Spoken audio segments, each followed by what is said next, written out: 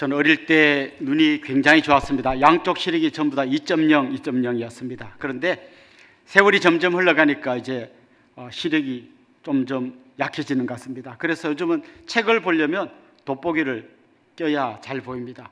근데 컴퓨터를 볼 때와 돋보기를 볼 때 거리가 좀 다르기 때문에 컴퓨터 할 때 또 끼는 안경은 따로 있습니다. 지금 이렇게 저 멀리 있는 분 약간 희미하게 보이기 때문에 운전할 때는 좀 더 잘 보이는 안경 따로 또 끼는 안경이 있습니다. 물론 햇빛이 막 너무 센 곳에 갈 때는 선글라스를 끼죠. 여러 개 안경을 제가 이렇게 바꿔가면서 끼는데요. 근데 여러분 아시죠? 안경은 적재적소에 잘 맞게 껴야 잘 보이는 거지 엉뚱하게 끼면 더 안 낀 것보다 못합니다. 예를 들면 한밤중에 선글라스 끼고 나가면 더 안 보입니다. 운전할 때 돋보기 끼고 운전하면 진짜 난리 나겠죠? 여러분 이거 아십니까? 사람들은 자기 마음속에도 이런 안경들을 가지고 있습니다. 세상을 볼 때 자기 마음속에 있는 안경을 통해서 세상을 보게 되어 있습니다. 돈이라고 하는 안경을 끼고 있는 분은 어디에 돈이 되는가 그게 보입니다. 내가 이 모임에 가면 이 사람을 만나면 돈이 되나 안 되나 그걸 보고 만남도 결정하고 모임에도 나갑니다. 돈이 안 되는 것은 잘 안 보입니다. 한참 이 젊은이들 막 재미를 추구하는 사람들은 어떤 일이 어떤 의미가 있냐보다 재밌냐 없냐 이걸 많이 봅니다. 우리 한 초등학생쯤 되는 아이가 교회 처음 온 다음에 이제 만난 다음에 교회 가니까 어땠어? 그러면 대답이 두 가지입니다. 재미있었어요. 재미없었어요. 그 재미로 다 평가하는 거죠. 이념의 안경을 끼고 있는 분들도 있습니다. 보수냐 진보냐 이런 이념의 안경을 끼고 있는 분들은 우리 편이 한 거는 다 괜찮고 상대방이 한 건 다 문제가 되고 그게 잘 보입니다. 그리고 우리 편이 잘못한 거 잘 안 보이는 희한한 안경을 끼게 되는 것이죠. 오늘 우리가 읽은 이 본문 말씀에는 정말 불신의 안경을 낀 사람들이 등장합니다. 바로 바리새인과 사두개인들입니다. 이 사람들이 같이 예수님을 찾아온 이야기가 오늘 본문에 나옵니다. 그런데 사실 오늘 이 이야기는 지금 우리가 볼 때는 그런 사람이 왔나 보다 하겠지만 그 당시의 문화로 생각할 때는 굉장히 놀라운 일입니다. 왜냐하면 바리새인과 사두개인들은 서로 늘 만날 때마다 으르렁거리는 서로가 서로를 미워하는 굉장히 안 좋은 관계입니다. 특별히 그들의 교리가 굉장히 다른데요. 바리새인들은 부활도 믿고 천사도 믿습니다. 그리고 구약 성경 전체를 다 하나님 말씀으로 받아들입니다. 그러나 사두개인들은 부활도 안 믿고 천사의 존재도 안 믿습니다. 그리고 모세오경 5권만 자기들의 정경으로 받아들입니다. 그러니까 서로가 굉장히 다른 교리를 갖고 있기 때문에 굉장히 싫어하는 사이인 거죠. 근데 사실 잘 알고 보면 이들은 서로 미워하지만 서로 또 적대적 공생관계를 이루고 있었습니다. 이들이 사실은 그 당시 이스라엘 백성들의 종교적 지도자들이었죠. 사두개인들은 주로 제사장 그룹의 사람들입니다. 그래서 이 사람들은 제사를 지내고 양을 잡고 하는 그런 일을 하고 있었기 때문에 이스라엘 백성들이 제사를 지내려면 반드시 이 사두개인들의 도움을 받아야 합니다. 물론 이들이 나중에 타락해가지고 성전에서 뭐 양을 사고 팔고 그 안에서 이득을 취하고 또 동전을 바꿔주면서 거기서 이득을 취하는 이런 짓을 하고 있음에도 불구하고 어쩔 수 없이 그들의 도움을 필요로 하니까 사두개인들하고 같이 갈 수밖에 없는 거죠. 특별히 이스라엘 백성들이 싫어하는 로마 세력과 사두개인들은 좀 결탁해 있었습니다. 그래서 사람들이 눈밖에 나기도 했지만 그래도 이들을 버릴 수 없는 아주 묘한 그런 위치에 있었습니다. 반면에 바리새인들은 로마와 각을 세우고 살았습니다. 뿐만 아니라 이 사람들은 굉장히 열심히 율법을 지켰습니다. 그래서 대부분의 민중들은 바리새인들의 이런 모습을 보고 좋아하게 되어 있었습니다. 그러니까 어떤 제사 제도 때문이든지 아니면 그들의 율법 준수를 철저히 하는 모습 때문이든지 간에 이 두 세력이 이스라엘 백성들의 종교 지도자 자리에 이렇게 같이 있었던 겁니다. 그런데 이들 앞에 듣도 보도 못한 누군가가 나타났습니다. 예수라는 저 갈릴리의 웬 촌놈이 나타났는데 사람들이 막 몰려가는 거예요. 그 왜 몰려가나 봤더니 수많은 병자들을 고치고 굶주린 백성들을 위해서 보리떡 5개로 5,000명을 먹이기도 하고 또 7개의 떡으로 4,000명을 먹이기도 하는 어마어마한 기적을 베풀었다는 소문을 들었던 거죠. 그냥 이들이 방심하고 있으면 예수라는 저 사람이 자기들의 이 종교 기득권을 다 빼앗아갈 것 같은 위기의식을 느꼈던 겁니다. 그래서 그들은 같이 연합해서 예수님을 찾아와서 시험하는 질문을 던졌던 겁니다. 사실 이들이 연합해서 찾아온 것도 놀라웠지만 이들이 던진 질문도 굉장히 놀라운 거였어요. 그런데 예수님께 이런 걸 요청했습니다. 우리에게 하늘로부터 오는 표적을 보여주십시오. 이렇게 요청했습니다. 이게 제가 왜 놀랍다고 말씀드리는가 하면요, 이미 예수님은 수많은 표적을 행하셨습니다. 걷지 못하는 사람을 걷게 하고, 눈먼 사람 눈을 뜨게 하고, 말 못하는 사람 말을 하게 하고, 병자들을 수없이 고쳤습니다. 그리고 풍랑을 잠잠케 했습니다. 오병이어 칠병이어의 기적을 일으켰습니다. 이미 수많은 표적을 보여줬는데 또 보여달라는 거예요. 다시 말하면 이들은 예수님의 표적을 봤지만 자기들이 끼고 있는 이 불신이라고 하는 안경을 통해서 보았기 때문에 아무리 표적을 행해도 제대로 안 보였던 거예요. 특별히 그들은 이렇게 말하잖아요. 하늘로부터 오는 표적을 보여주세요. 그러니까 하나님의 능력을 힘입어서 행하는 표적을 보여주세요. 이렇게 말합니다. 이 말은 무슨 말인가 하면 지금까지 당신이 행했던 표적은 하나님의 능력을 힘입은 표적이 아니고 그냥 어떤 귀신의 힘, 그 앞에 마태복음 12장 할 때도 예수님 귀신 쫓아냈을 때 귀신의 왕 바알세부를 힘입어 쫓아냈다고 이야기하지 않았습니까? 그러니까 당신은 귀신의 힘을 빌어서 표적을 행한 거든지 아니면 좀 뭔가 이런 마술사 이 정도 수준의 기적을 행한 거니까 그런 거 말고 하나님의 능력으로 행하는 표적을 보여달라고 요구하고 있는 겁니다. 그러니까 그들은 지금 불신의 안경을 끼고 예수님이 이미 행하신 수많은 표적들을 폄하하면서 예수님께 다시 표적을 요구하고 있는 겁니다. 지금 마태복음을 보면 마태는 예수님께서 어떤 기적을 행하셨는지 그리고 그 기적을 대하는 사람들의 반응이 어떤지를 굉장히 자세하게 묘사하고 있습니다. 예를 들면 베드로는 풍랑이 있는 바다에 주님이 걸어오실 때 주님 저를 명하여 이 바다 위를 걷게 해주세요. 오라고 했더니 그는 바다 위로 뛰어내립니다. 그리고 저벅저벅 막 걸어가다가 그 풍랑이 있는 바다를 보고 두려운 마음이 들자 순식간에 물에 빠져든 이야기가 이미 우리가 앞에서 살펴본 본문에 나옵니다. 그러니까 베드로는 일종의 두 개를 보는 안경을 끼고 있었던 거죠. 혹시 여러분 그런 안경 아십니까? 이렇게 반은 좀 이렇게 멀리 보는 안경이고 그 밑에는 돋보기인 안경. 그래서 이렇게 보다가 책 볼 때는 눈을 좀 아래로 이렇게 보면 돋보기가 된 안경 있죠. 즉 베드로는 일종의 그런 안경을 끼고 있는 거죠. 하나는 믿음의 영역의 것들이 잘 보이는 안경이고 하나는 불신의 영역이 잘 보이는 안경. 이게 동시에 붙어있는 안경을 끼고 있는 거죠. 근데 주님이 그를 향하여 믿음이 작은 자여 왜 의심하느냐 이렇게 이야기하죠. 그러니까 그 안경 중에 반반이 아니라 그 믿음 영역은 조그맣게 있고 불신 영역이 굉장히 크게 있는 안경을 끼고 있다 보니까 그냥 두려워하고 의심하고 물에 빠져들었던 거죠. 그런가 하면 우리 몇 주 전에 살펴봤던 가나안 여인은 개라고 하는 아주 좀 치욕적인 말을 들으면서도 끝까지 주님 붙들고 주님의 도우심을 구하면서 자기 딸의 병을 고치게 됐잖아요. 그러면서 주님이 그에게 뭐라고 이야기했습니까? 내 믿음이 크도다. 그녀는 정말 믿음의 안경을 끝까지 벗지 않고 끼고 있었던 거죠. 지난주 말씀해 보면 주님께서 수많은 병자들을 이방 지역에 가서 수많은 병자들을 고칠 때 그 이방 사람들이 뭐라고 이야기했는가 하면 이스라엘의 하나님께 영광을 돌렸습니다. 이스라엘의 하나님, 자기들 주변에 믿던 그 이방 족속들이 믿던 우상 말고 이스라엘의 하나님, 정말 살아계신 하나님께 그들이 영광을 돌린 이야기가 나옵니다. 그런데 오늘 본문에 넘어와 보면 율법을 가장 잘 알고 잘 지킨다고 자부하던 이 바리새인과 사두개인들이 전혀 주님이 행한 표적을 보면서도 믿지 못하고 새로운 표적을 요구하는 그런 내용이 오늘 본문에 나옵니다. 이들은 왜 믿지 못하는 걸까요? 이들은 왜 계속 의심하는 걸까요?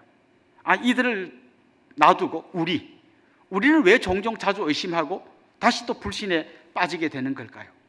오늘 본문을 잘 읽어보면 그 중에 아주 중요한 이유는 망각입니다. 은혜에 대한 망각, 은혜를 잊어버릴 때 순식간에 불신으로 빠져드는 거죠. 오늘 본문에 보면 이런 얘기가 나옵니다. 예수님께서 바리새인과 사두개인의 누룩을 조심해라 그랬더니 제자들이 우리가 떡을 안 가져와 가지고 주님께서 그걸 걱정하는 말인가 보다 이렇게 생각하고 자기들끼리 이야기합니다. 그때 주님께서 또 이야기하시죠. 믿음이 작은 자들아, 너희들이 오병이어 그 보리떡 5개를 5,000명 먹인 그 현장이 있지 않았느냐? 거기서 정말 그 보리떡을 나누어 줄 때 그 많은 사람이 먹고도 12광주리를 거두는 기적의 현장이 있지 않았느냐? 거기 있었으면서 또 나중에 7병이어 7개의 떡으로 4,000명을 먹인 그 자리에 있었으면서 왜 지금 떡 걱정을 하고 있냐는 거예요. 그 놀라운 주님께서 베푸신 은혜를 다 잊어버릴 때 그들은 순식간에 불신의 늪에 빠져든 것을 주님께서 이야기하고 있습니다. 최근에 여러분 민수기를 큐티하면서 많이 보셨죠? 거기 보면 백성들이 계속해서 의심하고 불평하고 원망한 이야기가 나옵니다. 왜 우리는 고기를 먹을 수 없습니까? 하고 막 하나님께 원망합니다. 그런데 여러분, 고기를 못 먹었다고 원망하는 그날 아침에 그들은 하나님이 베푸신 만나를 먹었어요. 그 만나 먹고 힘을 얻어 고기를 달라고 외치고 있는 거예요. 은혜를 잊어버리면 아무리 좋은 걸 줘도 거기서 불평과 원망이 계속해서 나오게 되어 있습니다. 그래서 우리가 긴급하게 돌아가야 할 자리는 어딘가 하면 바로 은혜의 자리예요. 그 자리에 우리가 돌아가야 정말 다시 우리 안에 있는 모든 원망과 불평이 사라지고 감사와 기쁨이 충만하게 되는 겁니다. 이스라엘 백성도 홍해를 건넜잖아요. 이게 말하면 간단하지만 노예 생활하던 그들이 세계 최강의 애국 군대를 다 홍해에 수장시키고 자기들이 건너왔잖아요. 그리고 조금 있다가 가나안 땅 정탐 갔다 온 정탐꾼들이 우리는 거기 못 들어갑니다. 거기에 굉장히 키가 크고 힘센 아낙 자손이 살고 있습니다. 못 갑니다. 이렇게 이야기합니다.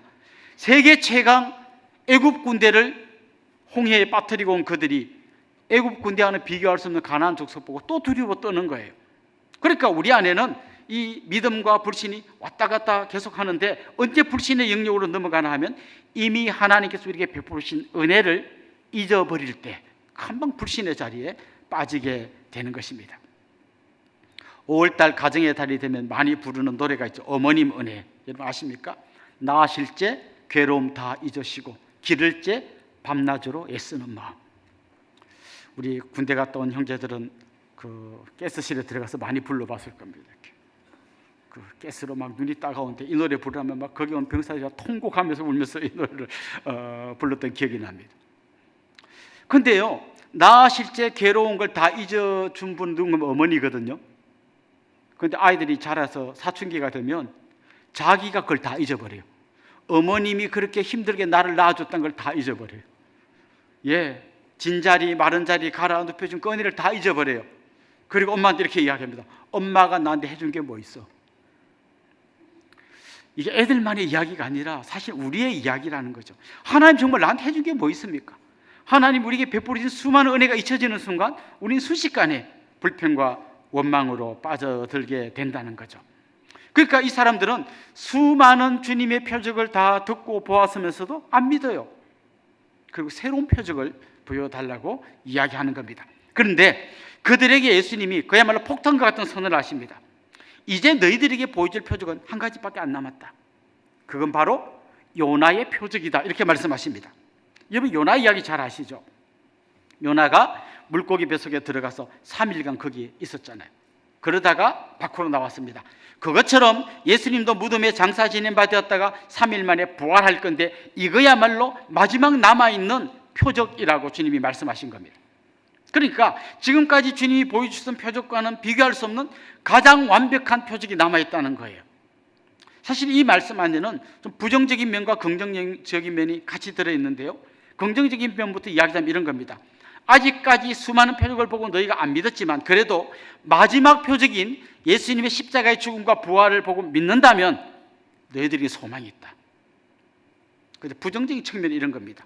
이 마지막 표적조차도 안 믿는다면 너희들에게는 더 이상 보여줄 표적도 없고 너희들에게는 더 이상 소망도 없다라는 것을 주님께서 말씀하고 있는 겁니다. 혹시 여러분 그렇게 하지 않습니까? 지금도 주님의 어떤 표적을 구하고 있지 않습니까? 우리 아이 대학 합격만 시켜주면 제가 진짜 그때는 제가 순장도 하고 교사도 하고 다 할게요. 뭔가 주님과 거래를 하고 있지 않습니까? 뭔가 또 다른 표적을 구하고 있지 않습니까? 여러분 기억하십시오. 여러분 이미 최고의 표적을 경험하신 분들입니다.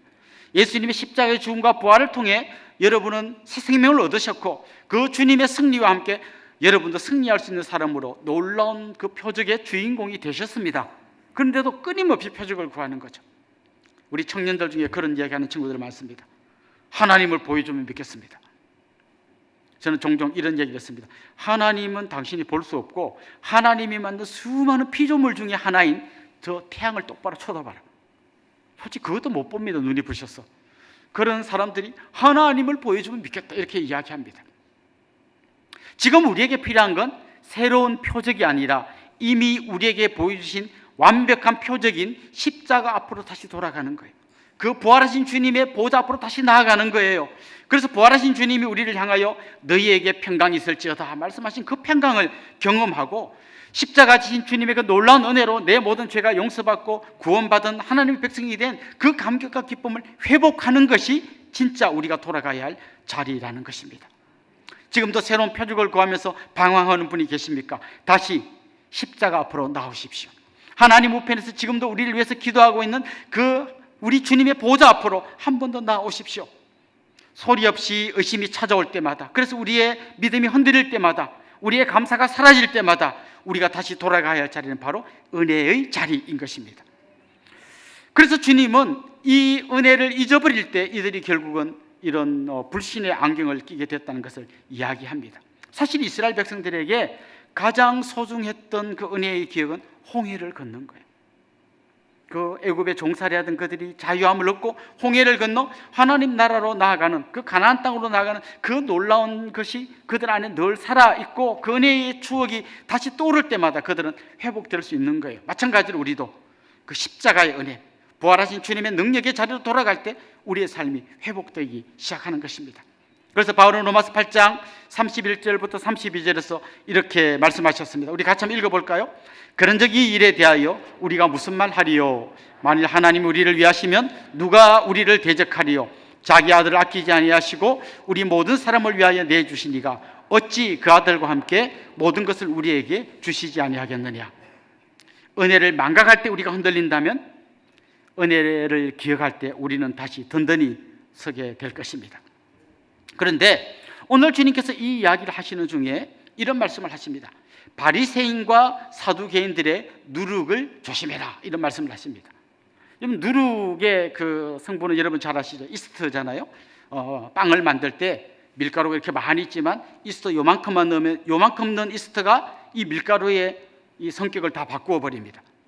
그것처럼 죄도 불신도 요만큼만 들어오면 그걸로 끝나는 게 아니라 순식간에 우리 믿음의 체계 아니면 믿음의 공동체 전체를 흔들어 놓게 된다는 겁니다. 여러분, 민수기 큐티 할 때 잘 보셨습니까? 처음에 불평이 어디서부터 시작되는가 하면요, 섞여 사는 무리에서부터 시작됩니다. 그냥 이스라엘 백성 말고 출애굽할 때 이스라엘 백성을 따라 나왔던 이방인들, 섞여 사는 그 무리들이 처음에 불평을 시작합니다. 얼마 안 되는 사람이 불평한 거죠. 그런데 이 불평이 순식간에 이스라엘 공동체 전체에 꽉 퍼져버립니다. 나중에는요, 그 이스라엘 공동체의 핵심이라고 할 수 있는 제사장들도 불평하게 되고요, 나중에는 모세의 오른팔이라고 할 수 있는 그 아론과 미리암까지 불평에 빠져듭니다. 그만큼 이 불신이라고 하는 이 누룩은 순식간에 공동체를 뒤흔들어 놓게 됩니다. 그만큼 위험한 거죠. 예수님 그래서 조심하라고 한 겁니다. 그럼 바리새인들에게 있는 이 바리새인들의 누룩의 치명적인 문제는 뭘까요?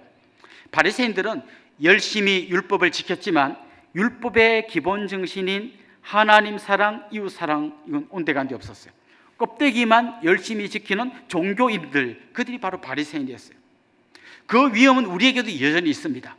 내가 교회 잘 나오고 헌금 잘 드리고 그냥 주일 잘 지키면 굉장히 믿음 좋은 사람인 것처럼 남도 착각하고 나도 착각할 수 있습니다. 그러나 주님이 원하는 우리의 진정한 모습은 껍데기만 지키는 종교인이 아니라 내 마음 깊숙한 곳에서부터 주님을 사랑하고 이웃을 사랑하는 참된 신앙인의 자리로 나오기를 원하는 거예요. 그런 의미에서 우리가 바리새인들의 누룩을 조심해야 하는 거죠. 사두개인들에게 치명적인 문제는 뭘까요? 그들은 이성으로 이해되지 않는 걸 믿지 않습니다. 천사, 그거 어떻게 믿어? 보이지도 않는데. 부활, 믿지 않습니다. 자기들의 이성으로 이해 안 되면 안 믿습니다. 이게 이들의 문제였어요. 요즘 우리 젊은이들 중에 정말 이런 누룩에 오염된 사람들이 많습니다. 어릴 때는 엄마 따라 교회 잘 나가다가 청년이 되면 이제 대학 가가지고 공부하다 보니까 뭐 우주는 빅뱅으로 생겨났고 인간은 진화되어 나타났고 하는 수많은 이론들을 배우면서 하나님이 세상을 만드셨다는 얘기가 굉장히 허구인 것처럼, 신화인 것처럼 생각되는 거죠. 그런데 여러분, 조금만 한번 생각해 보십시오. 우리가 우주에 대해서 얼마나 알고 있습니까? 이 광대한 우주 중에 점도 안 되는 우리가 어떻게 이 우주를 이해할 수 있습니까? 여러분, 개미가, 그 중에서 정말 공부 많이 하고 박사학위 받은 개미가 화성시를 알겠습니까? 예? 이 광대한 화성 땅을 얘가 알겠어요? 그냥 여기 가고 저기 가고 산에 가고 그 잎에 있는 거 먹고 막 그러면서 좀 빠르고 똑똑하고 뭐 이런데, 그냥 화성시가 아니라 우리 교회도 이해 못할 것 같아요. 우리 교회에 3개의 건물이 있고 막 그게 이렇게 멋진 분들이 다니는 걸 이 개미도 잘 모를 것 같아요. 그냥 막 눈앞에 보이는 그런 데 하지만, 그래도 그 중에 똑똑한 개미는 뭐 이 건물은 빅뱅으로 생겨났을지 몰라, 이렇게 이야기할 수 있지 않겠어요? 그 우리가 종종 이런 데 빠져들게 되어 있다는 거죠. 사두개인들이야말로 전형적으로 그런 사람들이라는 거죠. 이해되지 않는 건 믿지 못하는 사람들. 요즘도 우리에게 이런 치명적인 누룩 역할을 하는 것들이 저는 많이 있는 것 같아요. 유튜브 같은 데 보면 아주 그 어설픈 지식으로 뭔가 막 대단한 걸 이야기하는 사람들이 있는데요, 그런 거 계속 따라다니다 보면 우리도 모르게 그 누룩 때문에 우리 마음속에 불신이 생겨나고 불평과 원망이 넘쳐나게 될 겁니다. JMS, 신천지, 하나님의 교회, 이런 이단들을 보십시오. 왜 거기에 가장 똑똑한 젊은이들이 들어가 있을까요? 그들이 자기도 모르는 사이에 순식간에 그 잘못된 이단 교리에 오염되어 버린, 그런 누룩에 그냥 빵 전체가 오염되어 버린 거죠. 그런데 여러분, 우리가 마태복음 13장 말씀을 묵상할 때 같이 들었던 말씀 기억날지 모르겠는데요, 우리 주님께서는 하나님의 나라는 마치 여자가 가루 서말 속에 넣어서 전부 부풀게 한 누룩과 같다고 이야기했어요. 그러니까 누룩은 나쁜 죄가 퍼져나가는 역할을 하는 때도 누룩이라는 말을 썼지만, 하나님 나라의 놀라운 진리가 퍼져나가는 것도 누룩에 비유했어요. 자, 그렇다면 우리는 이런 한번 질문을 던져볼 수 있습니다. 나는 가는 곳마다 정말 사람들에게 용기를 주고 힘을 주고 천국의 기쁨을 같이 퍼뜨려서 정말 절망 가운데 있는 사람에게 용기를 주어서 정말 천국을 누리게 해주는 그런 역할을 하고 있는, 그런 누룩으로서의 사명을 살고 있는 사람인가? 아니면 내가 가는 곳마다 만나는 사람마다 불평과 원망과 낙심을 전해주는 그런 사람인가? 스스로 한번 질문해 보면 좋겠어요. 여러분 가족들은 여러분 때문에 힘을 얻고 용기를 얻고 천국을 경험합니까? 아니면 여러분 때문에 막 낙심하고 불평하고 막 집을 뛰쳐나가고 싶은 그런 마음을 갖게 하십니까? 제가 너무 극단적으로 말했는데요, 저는 여러분이 누룩의 사명을 감당하면 좋겠는데요, 천국의 놀라운 기쁨을 전파하는 그런 자리에 서 있을 수 있기를 간절히 사모합니다. 이미 수많은 표적을 경험했지만 믿지 못하는 그들에게 주님은 요나의 표적, 주님의 죽음과 부활이라고 하는 마지막 표적이 있음을 말씀해 주셨습니다. 저는 여러분이 그 은혜의 자리로 돌아가셔서 다시 한번 감사와 기쁨을 회복할 수 있기를 소망합니다. 그리고 여러분이 수시로 꼈다 벗었다는 그 불신의 안경을 멀리 던져버리고 믿음의 안경을 끼고 주님과 함께 힘있게 살아갈 뿐만 아니라 여러분이 경험하는 그 놀라운 은혜를 또 다른 사람들에게 흘려보내면서 하나님 나라의 누룩으로서 역할을 감당하는 귀하고 복된 믿음의 사람들이 될 수 있기를 주님의 이름으로 축원합니다.